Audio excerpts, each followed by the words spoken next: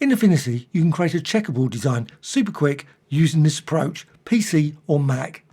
I'm going to use a circle, so go over here and select the ellipse tool, click the document and hold down the shift and create a circle. I'm going to create it at 200 pixels by 200 pixels. Once you've got that, turn it into a symbol. So go to the symbols panel and you can find all the panels in window and general and also vector as well. So with this, just click create and you'll see then you've got your symbol, and also in the layers you'll notice you've got a symbol with the circle inside of that. Next thing to do is duplicate that symbol design. And I'm just going to go here to the move tool, select that, hold down the Alt Option key and just drag. And you can see I can drag this, and you can see as I do that you get the settings there, and I'm going to go for a gap of 100. So release. All the snapping, how to do that, just simply go to view and snapping. Make certain that's all on, and also all the settings there have all been set to snapping, and close.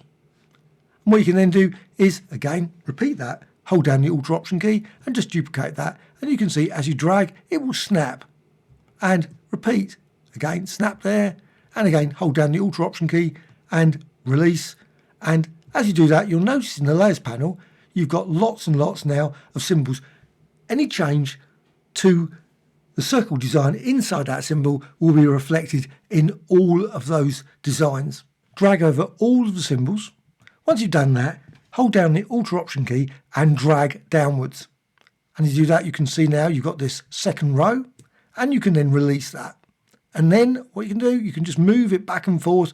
And once you get to a certain position, I think that's just about the halfway point. That's what I'm looking for. You can see that line there snaps nicely, tells you that's sort of in the middle. And you can go as low as you want, or you can go as high. I'm just going to go for about that setting there. I think that's just about right. And release. Well, once you've got that, you can then drag over all of those and do exactly the same. Hold down the Alt Option key and drag again. And you get this second set of rows. And you can see as you do that, you will also get this. So it tells you all of the distances. So it's 65, 65, and also 330 there. And it also snaps nicely to the left side as well. And release. And repeat this. Hold down the Alt Option key. And again, you've got another row, 2 rows. And you can again do exactly the same. And it will snap like that. And release. And you can repeat that multiple times. Now, we can add something to this design, which is going to be some 3D and also some drop shadow. So just go over here and you can select any of the symbols. So with this, I can select this one, and you can see it's just down here. And with that, I can go to the layers, down the bottom, I can click effects. So just click there and then go for 3D. And I'm just going to push this up, the radius setting for 3D, that's highlighted there. And you can push it up to say 100 or 200, whatever. And also modify the direction.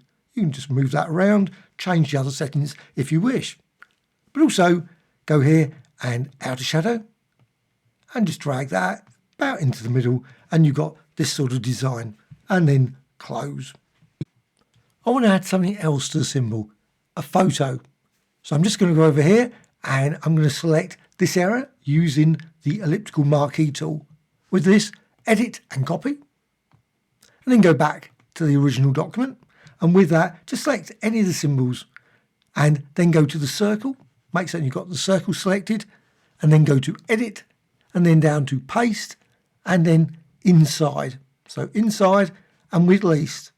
Once you've done that, you can then reposition it. So I'm just going to go here, move tool selected. I can also resize it, it's obviously a bit too big, and I can then place it here. And you can see now I've got that eye design, which I can move back and forth. You see each and every time I move it, you can see a different result with those symbols. Go to the layers panel, select the top symbol, go all the way down to the bottom and hold down the shift and select all of the symbols. With them all selected, right click and then group. So they're all grouped into a single group, which you can then just go down to the bottom, again, click effects, and you can go to outer shadow, and you can then change the radius, offset and intensity. And again, go to 3D, and you can add an additional 3D effect to the entire group as well. And then once you've got that, click close. Once you've got your design, you might want to save it. So go to File and then use Save, and you can save it in the standard Affinity format, or maybe Export. And another option, go to Window and General and Assets. As it's part of a group, you can then go over to the Assets. Here's the Assets panel.